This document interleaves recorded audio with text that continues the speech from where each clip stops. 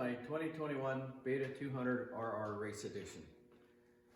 And I've had it for about, I have 36 hours on it, which isn't a lot, but it's enough that I've got it pretty well figured out where I would like it. And so I thought I'd tell you guys what I did on this, and maybe that'll help somebody else get theirs set up. So the first thing I did was the pipe guard and the hand guards. And after I rode it a couple times, I bent both radiators, but just a little bit. So when I saw they were bending, I went and got some of the Enduro Engineering radiator guards, and I haven't had any problems since. I've heard people say that they've had problems with their computers and the wiring on this. I've had zero problems. Everything works great, like it did the first day. I've also heard people say they don't turn sharp enough. I live in Idaho. I've ridden single track all summer with this bike, lots of switchbacks, and I've never come to a switchback yet that I couldn't get around with this bike just the way it is. So after I rode it for a little while, I decided that the forks were about too stiff for me. So I had my local dealer, Gem County Motorsports, revalve it softer, and they got it right for me the first try, and it works perfect now. On the sag, I found that the bike felt more plush if I ran the sag a little on the short side. So what I did is no rider or no gear on, just me. I went with 3 3/4 inches of sag, and it works really good for me.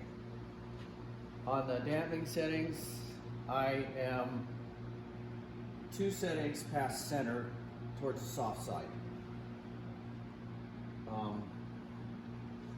I put a high compression RK Tech high compression head on it. I wasn't looking for more power. I'm trying to get a few more miles out of a tank of gas. And I did get about 5 miles more out of a tank of gas, and it also gave me quite a bit more low end and mid range. On the top end, I didn't notice any change. I ended up turning my power valve out 2 turns, and I like it better that way. I went with a different shift lever. The one that was on here stock, I didn't like. It was too short and too close. Didn't stay. So this one is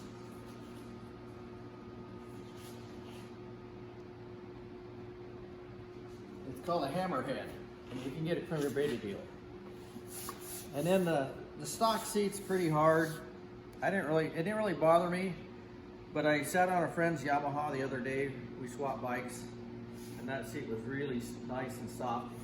So I bought the Enduro Engineering comfort seat for it. Of course, put a spark arrestor on it. Gearing is stock. I tried gearing down one tooth in the woods up front on the front sprocket, but that was too much.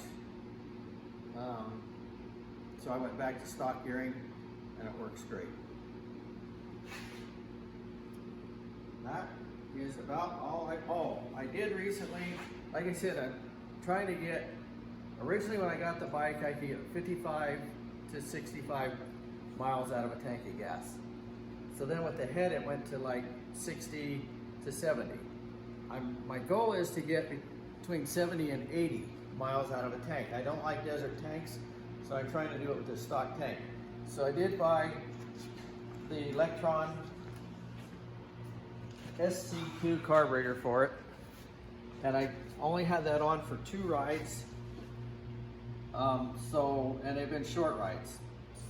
So I don't really know if that's going to help my mileage or not.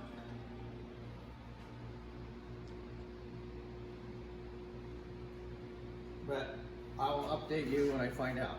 I'm getting ready to head to Arizona for a couple months, and I'll be able to do some longer rides down there. Up here in Idaho, we're all snowed in right now, so can't really ride.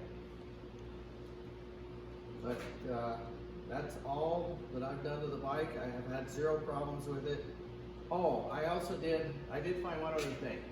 When I stood up on the bars, on the pegs, the handlebars were too low for me. I felt like I was bent over all the time. So I went to a Honda CR high bend bar, and I like that a lot better. So that's about it. It's been a good bike. No problems. It ran great with the stock carburetor on it. Didn't have any complaints about that. I'm just trying to get, like I said, where I can get 70 or 80 miles out of a tank. That's it.